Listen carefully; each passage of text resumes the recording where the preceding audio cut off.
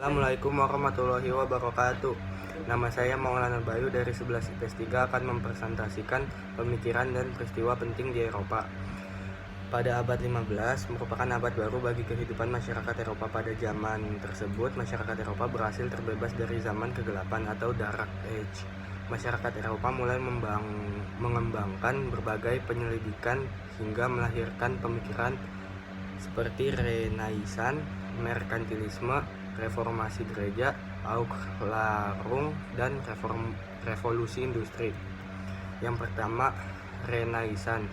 Renaissance adalah gerakan budaya yang terjadi di abad ke-14 sampai abad 17 yang terjadi pada abad pertengahan akhir dan kemudian menyebar secara luas ke Eropa.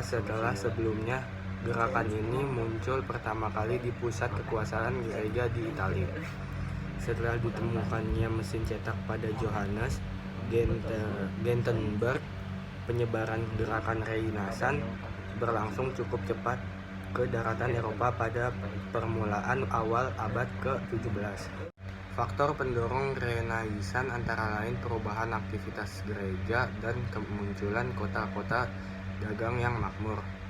Pengaruh Renaissance yaitu penemuan baru di bidang seni, sastra, dan ilmu pengetahuan.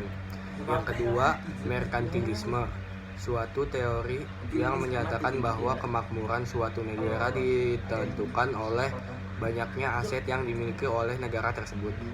Tujuan merkantilisme adalah mengumpulkan emas dan perak sebanyak-banyaknya untuk dimasukkan kas negara dan logam mulia dijadikan ukuran kekayaan serta kesejahteraan dan kekuasaan suatu negara.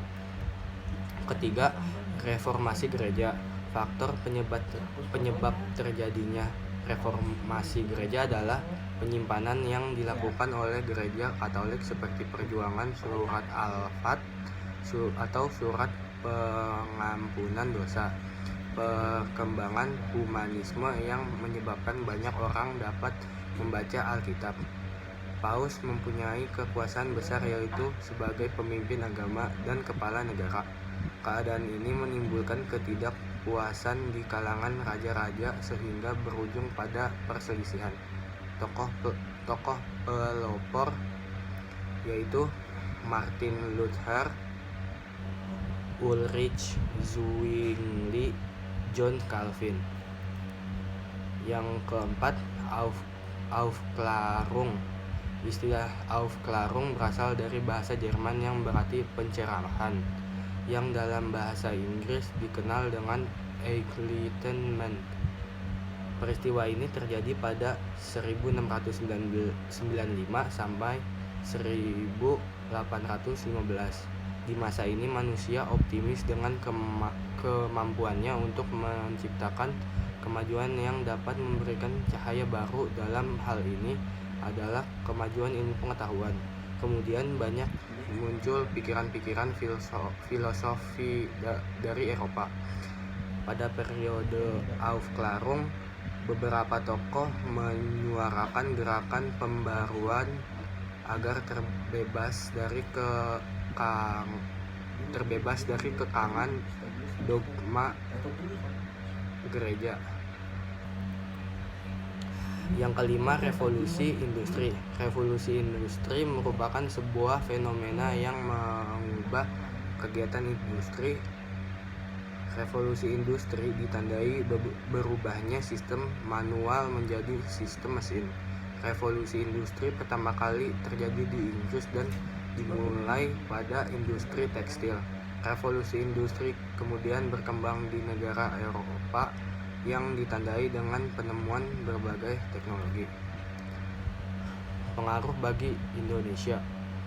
Pengaruh politik, pengaruh ekonomi, pengaruh sosial, dan pengaruh budaya.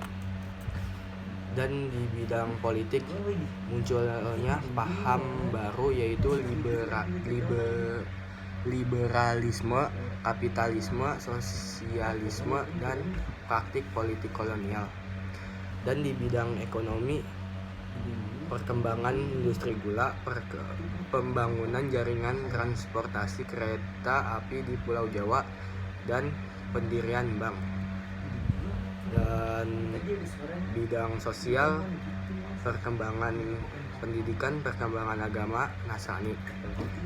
Di bidang budaya, perkembangan arsitektur barat, perubahan gaya hidup. Segitu saja presentasi dari saya. Wassalamualaikum warahmatullahi wabarakatuh.